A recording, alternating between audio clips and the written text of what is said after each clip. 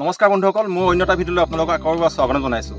মই আজি উপস্থিত আছোঁ আমাৰ অসম আৰু মেঘালয় সীমান্তৱৰ্তী অঞ্চলত, যিটো খাটখাছলা বুলি কয়। মই বৰ্তমান খাটখাছলাৰ বিঅপিত বৰ্তমান উপস্থিত আছোঁ, যিটো আপোনাৰ বৰ্ডাৰ আউটপোষ্ট বুলি কয়, তাত বৰ্তমান উপস্থিত আছোঁ। আৰু মই ইয়াত তেওঁলোকে যিসকল বিঅপিত তেওঁলোকে কৰ্মৰত হৈ থাকে, আমাৰ পুলিচ দাদাসকল বা পুলিচ ছাৰসকল, তেওঁলোকে পানীৰ কাৰণে কিমানটো ষ্ট্ৰাগল কৰিব লাগে, মই যে তাক আপোনালোকক দেখুৱাব চেষ্টা কৰিম। বৰ্তমান পানী য'ত পৰা ওলায় তাত উপস্থিত আছোঁ। এতিয়া আপোনালোকে চাওকচোন, পানী তেওঁলোকে ক'ৰ পৰা কালেক্ট কৰে চাই লওক। পানীটো আহে, এইটো এটা পানী টেংকি হয়। ইয়াত কোনো আপোনাৰ মেচিন নাই বা কোনো একো নাই। পানীটো দেখিছে আপুনি, এই পাথৰবিলাক দেখিছেনে? তাত পাথৰবিলাক দেখিছে, সেই পাথৰবোৰৰ পৰা পানীটো নিগৈ ওলাই থাকে।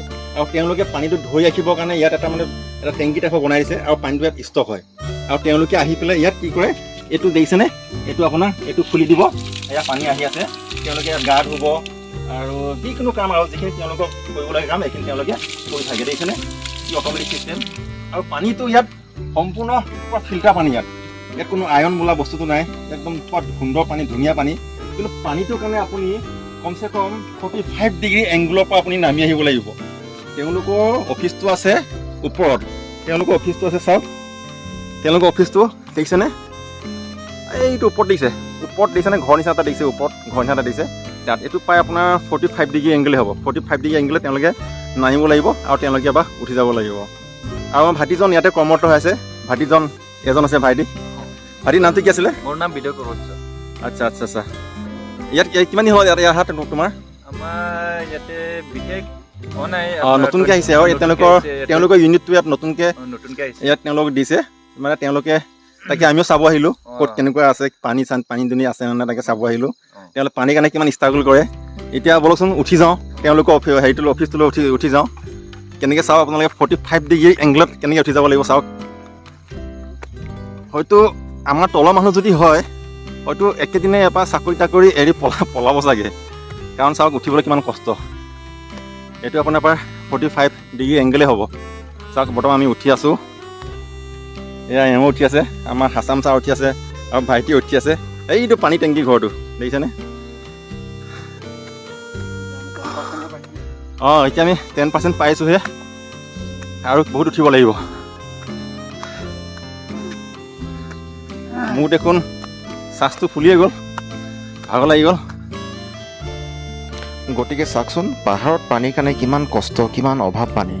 গতিকে আমি পানী কেতিয়াও দুৰ্ব্যৱহাৰ কৰিব নালাগে, অপব্যৱহাৰ কৰিব নালাগে। পানী আমি হিচাপমতে ব্যৱহাৰ কৰিব লাগে। গতিকে পানীৰ অভাৱত যিসকলে আছে তেওঁলোকেহে বুজি পায় এটুপি পানীৰ কাৰণে কিমান কষ্ট কৰিবলগীয়া হয়। পাৰিছেনে উঠিবলৈ? এইটো তলত কিমান তলৰ পৰা দেখিছে, তলৰ পৰা আহিব লাগে।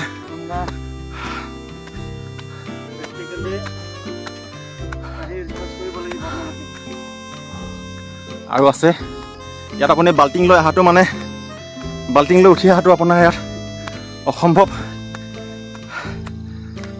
কিন্তু পাহাৰত থকা মানুহবিলাকে পাৰে, কিন্তু যিবিলাক পাহাৰতে থাকে, আমাৰ অভ্যাস নাই না, আমি নোৱাৰোঁ। এয়া তেওঁলোকৰ অফিচত সোমাইছোঁ, আৰু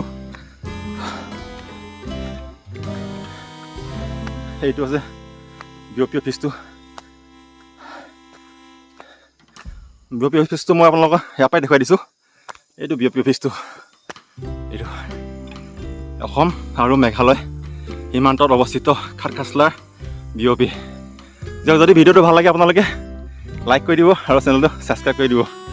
আজিলৈ আহিছোঁ, নমস্কাৰ, ধন্যবাদ।